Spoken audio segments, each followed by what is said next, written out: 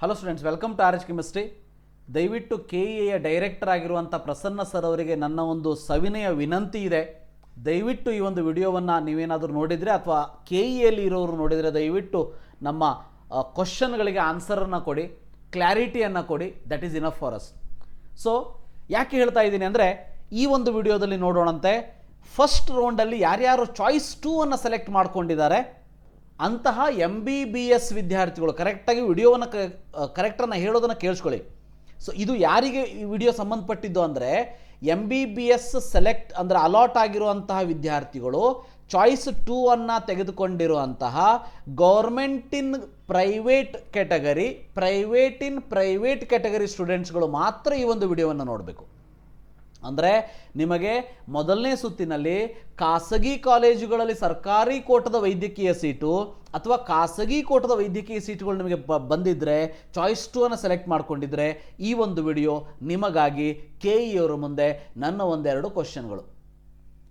So ಇದು ಯಾಕೆ ಅಂತ ಅಂದರೆ, ಯಾರು ಚಾಯ್ಸ್ 2 ಅನ್ನು ಸೆಲೆಕ್ಟ್ ಮಾಡ್ಕೊಂಡಿದ್ದೀರಿ, ಮೆಡಿಕಲ್ ಸೀಟ್ ಅಲಾಟ್ ಆಗಿದೆ, ಗೌರ್ಮೆಂಟ್ ಇನ್ ಪ್ರೈವೇಟ್ ಮತ್ತು ಪ್ರೈವೇಟ್ ಇನ್ ಪ್ರೈವೇಟ್, ನೀವೆಲ್ಲರೂ ಕೂಡ ನಿಮ್ಮ ಒರಿಜಿನಲ್ ಡಾಕ್ಯುಮೆಂಟ್ಸ್ಗಳನ್ನು KEA ಮಲ್ಲೇಶ್ವರಮಲ್ಲಿರುವಂಥ KEA ಬೆಂಗಳೂರು ಕಚೇರಿಗೆ ಹೋಗಿ ಕೆಳಗಿನ ಶೆಡ್ಯೂಲಿನ ಪ್ರಕಾರ ನೀವು ಅದನ್ನು ಸಬ್ಮಿಟ್ ಮಾಡಬೇಕು. ಸೊ ಅದನ್ನು ಸಬ್ಮಿಟ್ ಮಾಡಬೇಕು ಅಂತಂದರೆ ಯಾವ್ಯಾವ ದಾಖಲೆಗಳನ್ನು ನೀವು ಸಬ್ಮಿಟ್ ಮಾಡಬೇಕಾಗಾದ್ರೆ ಅದನ್ನು ಕೂಡ ತೋರಿಸ್ತೀನಿ ನೋಡಿ. ಯಾವ್ಯಾವ ದಾಖಲೆ ಅಂದರೆ, ಇಲ್ಲಿ ಚಾಯ್ಸ್ 1 ಪ್ರಿಂಟೌಟ್ ಅಂತ ಇದೆ. ಈಗ ನೀವು ಚಾಯ್ಸ್ 1 ಪ್ರಿಂಟೌಟ್ ತೊಗೊಂಡು ಹೋಗೋದಲ್ಲ, ಚಾಯ್ಸ್ 2 ಪ್ರಿಂಟೌಟ್ ತೊಗೊಂಡು ಹೋಗಬೇಕು. ಈಗ ನೀವು ಚಾಯ್ಸ್ 2 ಪ್ರಿಂಟೌಟ್ ತೊಗೊಂಡು ಹೋಗಬೇಕು. UG ನೀಟ್ ಸ್ಕೋರ್ ಕಾರ್ಡ್ ಮತ್ತು ಅಡ್ಮಿಟ್ ಕಾರ್ಡ್ ತೊಗೊಂಡು ಹೋಗಬೇಕು, ವೆರಿಫಿಕೇಷನ್ ಸ್ಲಿಪ್ಪು, ಫೀಸ್ ಪೇ ಮಾಡಿರುವಂತಹ receipt, all original documents as per verification slip, ನಿಮ್ದು ಏನೇನು ಒರಿಜಿನಲ್ ಡಾಕ್ಯುಮೆಂಟ್ಸ್ ಅವೆಲ್ಲ ತೊಗೊಂಡು ಹೋಗಬೇಕು.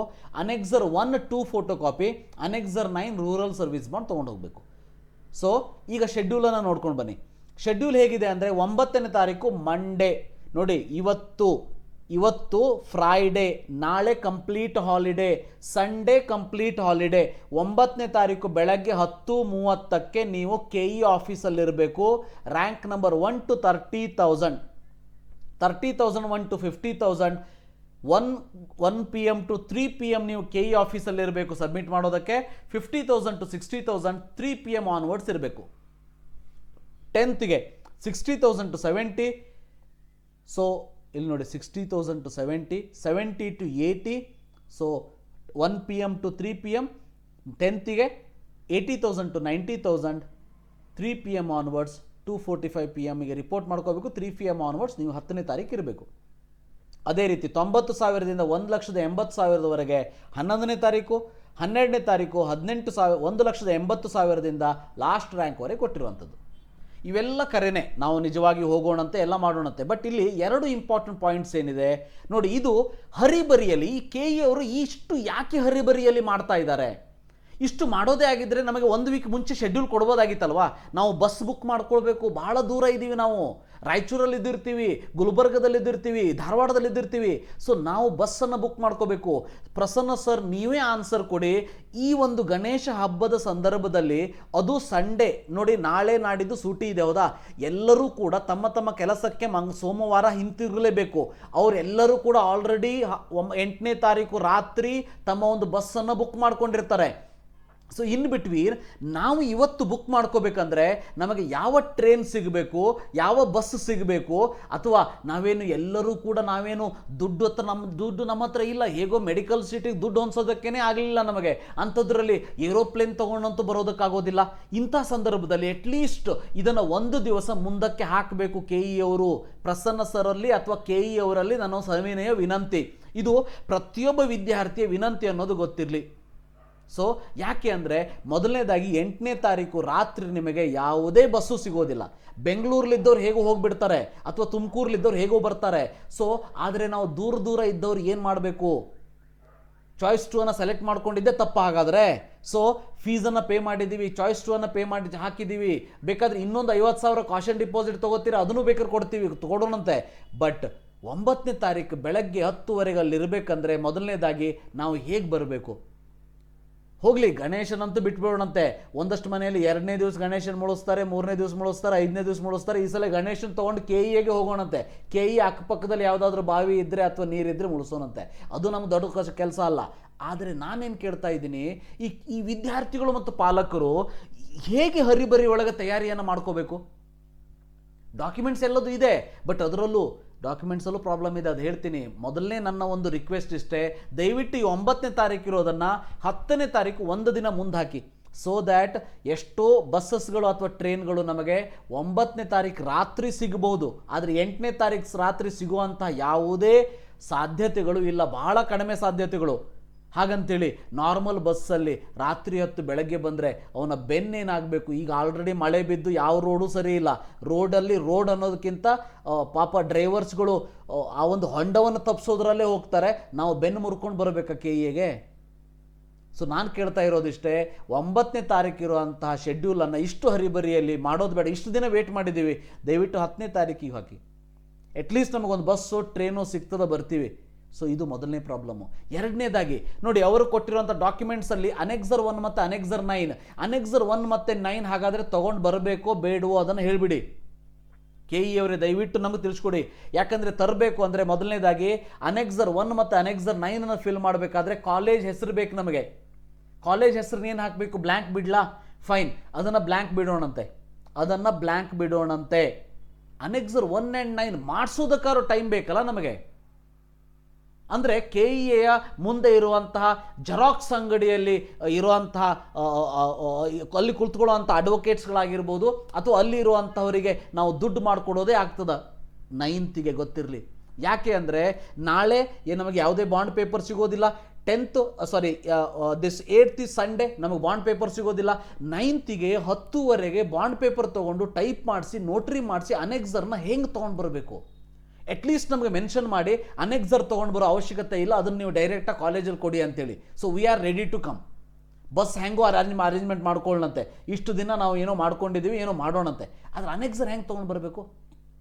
ಆದರೂ ಕೂಡ ವಿದ್ಯಾರ್ಥಿಗಳೇ, ಯಾರ್ಯಾರು 9ನೇ ತಾರೀಕು ಹೋಗ್ತೀರಿ, ನಾನು ನಿಮಗೆ ಹೇಳೋದಿಷ್ಟೇ, ನಿಮ್ಮ ಶೆಡ್ಯೂಲನ್ನು ಬಿಟ್ಟು ಹೋಗೋದಕ್ಕೆ ಹೋಗಬೇಡಿ. ಶೆಡ್ಯೂಲ್ ಪ್ರಕಾರನೇ ಹೋಗಿ. 9ನೇ ತಾರೀಕು ಬೆಳಗ್ಗೆ ನೀವು KEಗೆ ಹೋದರೆ KEಯ ಆಫೀಸ್ ಎದುರುಗಡೆ ನಿಮಗೆ 10 ಜೆರಾಕ್ಸ್ ಶಾಪ್ಗಳು ಸಿಗ್ತದೆ. 10 ಜನ ಅಲ್ಲಿ ಕುತ್ಕೊಂಡಿರ್ತಾರೆ ಟೇಬಲ್ ಹಾಕ್ಕೊಂಡು. ನಿಮಗೆ ನಿಮ್ಮ ಅನೆಕ್ಸರ್ನ ರೆಡಿ ಮಾಡಿ ಕೊಡ್ತಾರೆ. ಸರ್ ನಿಮ್ಮ ಹತ್ರನೇ ಸೊಲ್ಯೂಷನ್ ಇದ್ರೆ KEಗೆ ಕ್ವಶನ್ ಕೇಳ್ತೀರ ಅಂತ ಕೇಳಕ್ಕೆ ಹೋಗಬೇಡಿ. ನಾ KEಗೆ ಕಾಮನ್ ಸೆನ್ಸ್ ಕೇಳ್ತಾ ಇದ್ದೀನಿ. ನನ್ನ ಕಾಮನ್ ಸೆನ್ಸ್ ಕ್ವಶನನ್ನು ಕೇಳ್ತಾ ಇದ್ದೀನಿ. ಸೊ ಸಾಮಾನ್ಯ ಜ್ಞಾನದ ಪ್ರಶ್ನೆ. ಸೊ ಹೇಗೆ ಬರಬೇಕು 9ನೇ ತಾರೀಕು? ಹೋಗಲಿ, ಬರೋಣಂತೆ. ಬರ್ತಾ ಅನೆಕ್ಸರ್ನ ಹೇಗೆ ತರಬೇಕು? ಅನೆಕ್ಸರ್ನ ತರಬೇಕೋ ಬೇಡವೋ? ಹಾಗಾದರೆ ಸೆಕೆಂಡ್ ರೌಂಡಲ್ಲಿ ಕಾಲೇಜ್ ಇದೆ, ಯಾವುದೋ ಒಂದು ಫಸ್ಟ್ ರೌಂಡಲ್ಲಿ ಕಾಲೇಜ್ ಸಿಕ್ಕಿದೆ, ಆ ಕಾಲೇಜ್ ಹೆಸರು ಹಾಕಬೇಕೋ ಬೇಡವೋ? ಸೊ ಅವರು ಹೇಳಲಿಲ್ಲ ಅಂದರೆ, ನಾಳೆಯ ತನಕ ಹೇಳಲಿಲ್ಲ ಅಂದರೆ ಬ್ಲ್ಯಾಂಕ್ ಬಿಟ್ಕೊಂಡು ನೋಟ್ರಿ ಮಾಡ್ಕೊಂಡು ಹೋಗಲಿ. ನೋಟ್ರಿನಾದರೂ ನಾನು ಮಂಡೇ ಮಾರ್ನಿಂಗ್ ಹೆಂಗೆ ಮಾಡಿಸ್ಲಿ? 10, 11, 12ನೇ ತಾರೀಕು ಇದ್ದವ್ರಿಗೆ ಪ್ರಾಬ್ಲಮ್ ಇಲ್ಲ. So they can do it. But 1ರಿಂದ 60,000 ರ್ಯಾಂಕ್ವರೆಗೆ ಇದ್ದವ್ರಿಗೆ ನಾನು ಹೇಳ್ತಾ ಇದ್ದೀನಿ, ಹೆಂಗೆ ಹೋಗಬೇಕು? ಸೊ ಇಲ್ಲಿ ನೋಡಿ, 1 to 30,000 ನಮ್ಮ ಕರ್ನಾಟಕದಲ್ಲಿ ಭಾಳ ಜನ ಇಲ್ಲ ಅಂತ ಬುದ್ಧಿವಂತರು 1 to 30,000 ಕೊಟ್ಟಿದ್ದಾರೆ. ಇಲ್ಲಿ 20,000 ಡಿಫ್ರೆನ್ಸು, ಇಲ್ಲಿ 10,000 ಡಿಫ್ರೆನ್ಸ್ ಕೊಟ್ಟಿದ್ದಾರೆ. ಬಟ್ ಹೇಗೇ ಇರಲಿ, ಇದು ವಿದ್ಯಾರ್ಥಿಗಳು ಮತ್ತು ಪಾಲಕರಿಗೆ ಒಂದು ಟೆನ್ಷನ್ ಕೊಟ್ಟಾಗಲ್ವಾ? ನನ್ನ ರಿಕ್ವೆಸ್ಟ್ ಇಷ್ಟೇ, ದಯವಿಟ್ಟು KE ಅವರು ಈ ಒಂದು ಶೆಡ್ಯೂಲನ್ನು ಒಂದು ದಿನ ಮುಂದೆ ಹಾಕಿ. ಚಾಯ್ಸ್ ಎಂಟ್ರಿ ಅಂತೂ ಒಂದು ದಿನ ಮುಂದೆ ಹಾಕಲೇಬೇಕು ನೀವು. ಯಾಕಂದ್ರೆ ಕಾಮನ್ ಸೆನ್ಸ್ ನೋಡಿ, ಇಲ್ಲಿ 11ನೇ ತಾರೀಕು 12ನೇ ತಾರೀಕು ತನಕ ಈ ಶೆಡ್ಯೂಲ್ ಪ್ರಕಾರ ಡಾಕ್ಯುಮೆಂಟ್ಸ್ ಕೊಡೋಕೆ ಹೋದವರು ಇಲ್ಲಿ ಚಾಯ್ಸ್ ಎಂಟ್ರಿ ಮಾಡಬೇಕು ಅಂದ್ರೆ ಆಪ್ಷನ್ ಎಂಟ್ರಿಯನ್ನು ಮಾಡಬೇಕು ಅಥವಾ ಇಲ್ಲಿ ಬರಬೇಕು? ಅದು ಹೋಗಲಿ, ಅದು ಹೆಂಗೋ ನಾವು ಅಡ್ಜಸ್ಟ್ ಮಾಡ್ಕೊಳ್ತೀವಿ. ಆದರೆ ನಮಗೆ ಅನೆಕ್ಸರ್ ಎಲ್ಲಿ ಸಿಗ್ತದೆ? ನಾನೇ ಆನ್ಸರ್ ಹೇಳ್ತಾ ಇದ್ದೀನಿ, ಅದಕ್ಕೆ ವರಿ ಮಾಡ್ಕೋಬೇಡಿ. KE ಹೊರಗಡೆ ಇರ್ತದೆ. ಬಟ್ 100 ರೂಪಾಯಿಲಿ ಆಗುವಂಥ ಕೆಲಸವನ್ನು 500 ರೂಪಾಯಿ ನಾ ಯಾಕೆ ಕೊಡಬೇಕು? Why I have to pay 500 rupees? That is my hard earned money. ಅಲ್ಲಿದ್ದವ್ರಿಗೆ ಯಾಕೆ ನಾ ದುಡ್ಡು ಮಾಡಿಕೊಡ್ಲಿ? KE ಎದುರುಗಡೆ ಇದ್ದವರಿಗೆ, ಆಫೀಸ್ದವರಿಗೆ, KE ಆಫೀಸ್ ಎದುರುಗಡೆ ಇರುವಂಥ ಜೆರಾಕ್ಸ್ ಶಾಪ್ದವ್ರಿಗೆ ಯಾಕೆ ದುಡ್ಡು ಮಾಡಿಕೊಡ್ಲಿ? ನಿಮ್ಮ ಒಂದು ಅರ್ಜೆನ್ಸಿಯನ್ನು ಅವರು ತಮ್ಮ ಒಂದು ಯೂಸ್ ತಗೋತಾರೆ. ನಿಮಗೆ 300 ರೂಪಾಯಲ್ಲಿ ಆಗೋ ಕೆಲಸ 600 ರೂಪಾಯಿ ಮಾಡ್ತಾರೆ, 500 ರೂಪಾಯಲ್ಲಿ ಆಗೋ ಕೆಲಸ 1000 ರೂಪಾಯಿ ಇಸ್ಕೋತಾರೆ. ನಾವು ಕೂಡ ಆ ಒಂದು ಕೆಲಸ ಆದ್ರೆ ಸಾಕಪ್ಪ ಅಂತ ಹೋಗಿರ್ತೀವಿ. ಅವ್ರು ಕೇಳೋ 500 ರೂಪಾಯಿ ಬರಲಿ, 1000 ರೂಪಾಯಿ ಅಂದರೆ 1000 ಕೇಳಿದ್ರೆ 1000 ಕೊಡ್ತೀವಿ, 500 ಕೇಳಿದ್ರೆ ಅದು 500 ಕೊಡ್ತೀವಿ. ಬಟ್ ನಾವು ಯಾಕೆ ಕೊಡಬೇಕು? ಥಿಂಕ್ ಮಾಡಿ. ಅಂದರೆ KE ಅವರು ಶೆಡ್ಯೂಲ್ ಮಾಡಬೇಕಾದ್ರೆ ದಯವಿಟ್ಟು ಇದನ್ನೆಲ್ಲ ಯೋಚನೆ ಮಾಡಿ. ನಮ್ಮ ಎಲ್ಲ ವಿದ್ಯಾರ್ಥಿಗಳು ಪಾಲಕರು ಶ್ರೀಮಂತರು ಇಲ್ಲ. ಭಾಳ ಜನ ವಿದ್ಯಾರ್ಥಿಗಳು ಎಲ್ಲೆಲ್ಲೋ ಸಾಲ ಮಾಡಿಬಿಟ್ಟು ಒಂದೊಂದು ರೂಪಾಯಿನೂ ಹೊಂದಿಸೋದಕ್ಕೆ ತ್ರಾಸ ಪಡ್ತಾ ಇದ್ದಾರೆ. ಅರ್ಥ ಮಾಡ್ಕೊಳ್ಳಿ ಕೆ ಇ ಅವರೇ. ಸೊ ಅಂಥ ಕೇಸಲ್ಲಿ ಅನೆಕ್ಸರ್ ನಾವು ಸಬ್ಮಿಟ್ ಮಾಡಬೇಕೋ ಬೇಡವೋ ಆ ಒಂದು ಕ್ಲಾರಿಟಿ ಕೊಡಿ. ಎರಡನೇದಾಗಿ 8ನೇ ತಾರೀಕು ರಾತ್ರಿ ನಮಗೆ ಬಸ್ಸು ಟ್ರೈನು ಹೆಂಗೆ ಸಿಗಬೇಕು? ಪ್ರತಿಯೊಬ್ಬರು ಆಲ್ರೆಡಿ ಬುಕ್ ಮಾಡ್ಕೊಂಡು ಬಿಟ್ಟಿದ್ದಾರೆ. ಆಲ್ರೆಡಿ ಡಬಲ್ ತ್ರಿಬಲ್ ರೇಟಿಗೆ ಬಸ್ಗಳು ಹೋಗ್ತಾ ಇದೆ. ಸೊ ಅಂಥ ಕೇಸಲ್ಲಿ ಗಣೇಶ ಚತುರ್ಥಿ ಅಂತ ಹಬ್ಬದ ಸಮಯದಲ್ಲಿ how to arrange the travel, how to arrange the transport, ಅದನ್ನು ಕೂಡ ತಿಳಿಸ್ಕೊಡಿ. ರೈಟ್? ಸೊ ಇದಿಷ್ಟು 2 ಕ್ವಶನ್ ನನ್ನ ಕೆ ಇ ಅವರ ಮುಂದೆ ಇತ್ತು. ಬಟ್ ಕೆ ಇ ಅವರೇ, ನಾನು ನಿಮಗೆ ಬ್ಲೇಮ್ ಮಾಡ್ತಾ ಇಲ್ಲ. ನೀವು ಮಾಡ್ತಾ ಇರುವಂಥ ಕೆಲಸ ಭಾಳ ಚೆನ್ನಾಗಿದೆ, ಭಾಳ ಆ್ಯಕ್ಟಿವ್ ಆಗಿ ಮಾಡ್ತಾ ಇದ್ದಾರೆ. ಬಟ್ ಈ ಒಂದಷ್ಟು ಕಾಮನ್ ಸೆನ್ಸ್ಗಳನ್ನ ದಯವಿಟ್ಟು ನಾನು ಕೇಳ್ತಾ ಇರೋಂಥ ಕ್ವಶನ್ಗೆ ದಯವಿಟ್ಟು ಆನ್ಸರ್ನ ಕೊಡಿ. ಪ್ರತಿಯೊಬ್ಬ ವಿದ್ಯಾರ್ಥಿಗಳು ಕಾಯ್ತಾ ಇರ್ತಾರೆ. ಹಾಗೂ ವಿದ್ಯಾರ್ಥಿಗಳು ಮತ್ತು ಪಾಲಕರೇ, ನಿಮ್ಮ ಮುಂದೆ ಶೆಡ್ಯೂಲನ್ನು ಇಟ್ಟಿದ್ದೀನಿ.